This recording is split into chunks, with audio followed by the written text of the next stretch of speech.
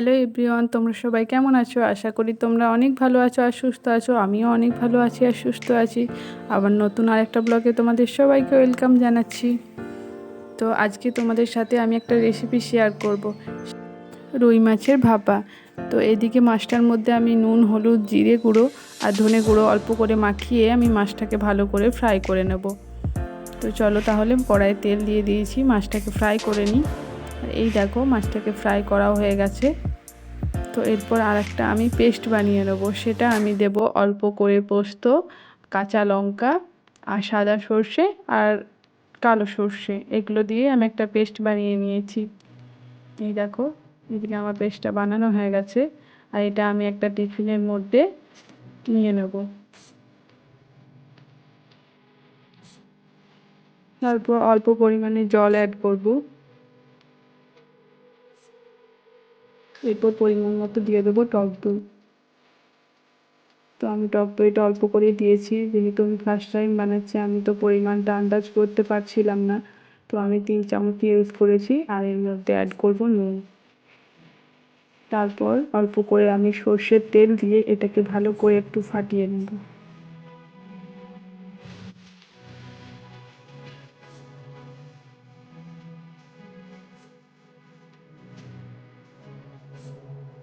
এরপর আমি পরিমাণ মতো অল্প করে জল অ্যাড করব, দিয়ে এটা একটু ভালো করে একটু ফাটিয়ে নিয়ে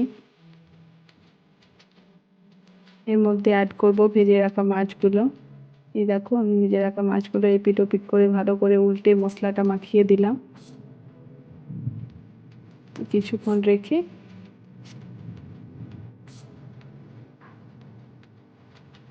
তারপর আমি ঢাকনাটা লাগিয়ে দেবো। তো আমি লঙ্কা দিতে ভুলে গেছিলাম বলে ওটাকে খুলে আমি আরও কাঁচা লঙ্কা দুটো অ্যাড করেছি। তারপর ওই ঢাকনাটা লাগিয়ে আমি এরপর ভাপতে দিয়ে দেবো। এরপর আমি এটাকে ভাপতে দিয়ে দিই আধা ঘন্টার জন্য। তো এইভাবে আমি এটার উপরে চাপিয়ে আমি এটাকে হাই ফ্লেমে ভাপতে দিয়ে দিয়েছি। তো এই দেখো এভাবে মোটামুটি আধা ঘন্টা হতে থাক।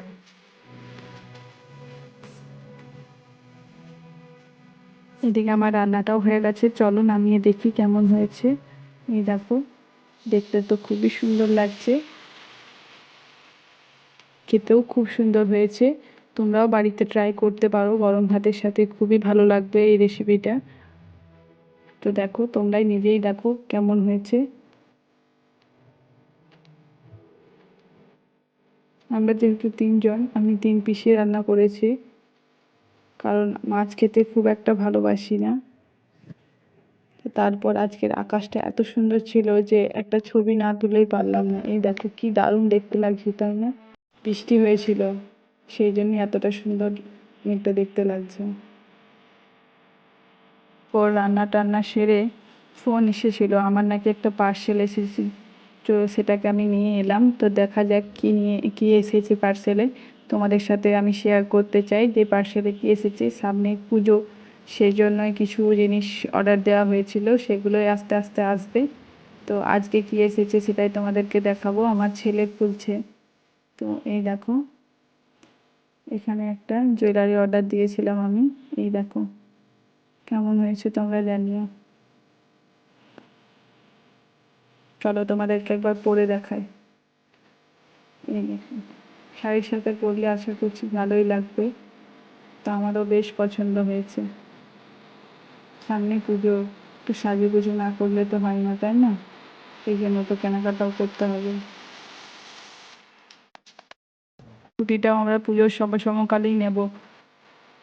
তো সেই জন্য বাড়ি যাওয়ার জন্য ভাবছি ঘরটা একটু বাগিয়ে দিয়ে যাই। আর সেই জন্য আমি জোরদার কাজে লেগে পড়েছি। এটা তার পরের দিনের ভিডিও।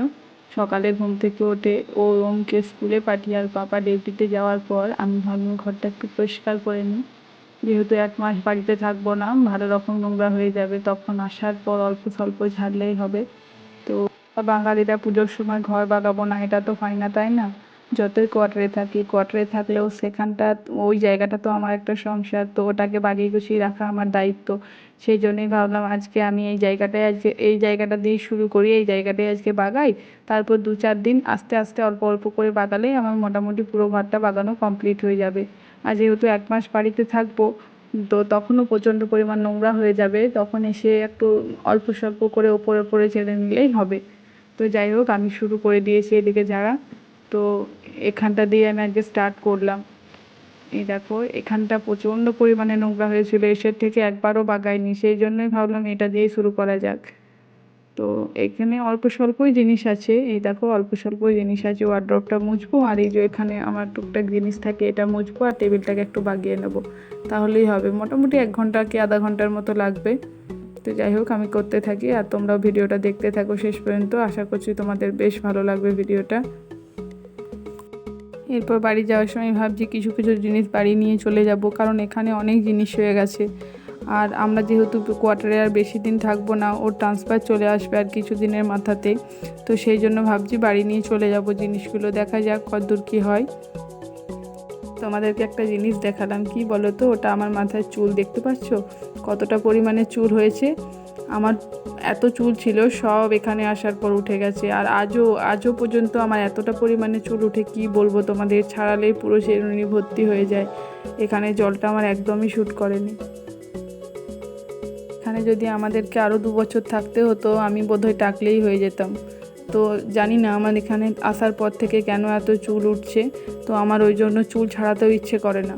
এই দেখো, আমি মোছামুছি কমপ্লিট করার পর ভালো করে ভিজে কাপড়ে করে জিনিসগুলোকে মুছে আমি এখানে ভালো করে গুছিয়ে গুছিয়ে আবার রেখে দেবো। আর এই সুন্দর করে গোছানো থাকলে দেখতেও কত সুন্দর লাগে, তাই না? আমি কিচেনটাও ভাবছি কাল বাগাবো। তো তারপর আমার একটা পার্সেল এসছে আবারও, তোমাদের সাথে হালকা করে আমি দেখাই যে কি এসেছে। এই দেখো, এই জুতোটা এসেছে, কেমন লাগছে তোমরা জানিও তো। একটু হিলটা বেশি, জানো তো, আর আমি হিল পরতে আমার একটু প্রবলেম হয়। তো এখানে এই টাইসের মধ্যে যদি আমি হাঁটছি না, আমার খুব স্লিপ করছে জুতোটা। তো এই দেখো, হিলটা খুবই বেশি, এত হিল আমি পরি না। তো ভাবছি জুতোটা দেখতে বেশ সুন্দর, তো নেব। তারপর বড়বাবু নিয়ে এসেছিলো আইসক্রিম, তো আইসক্রিমটা খেতে খেতে আমি ভিডিওটা এখানে শেষ করছি। ভালো লাগলে প্লিজ একটা লাইক কমেন্ট শেয়ার করে দিও। দেখা হবে নতুন কোনো একটা ভিডিওর সাথে। সবাই ভালো থাকবে, সুস্থ থাকবে।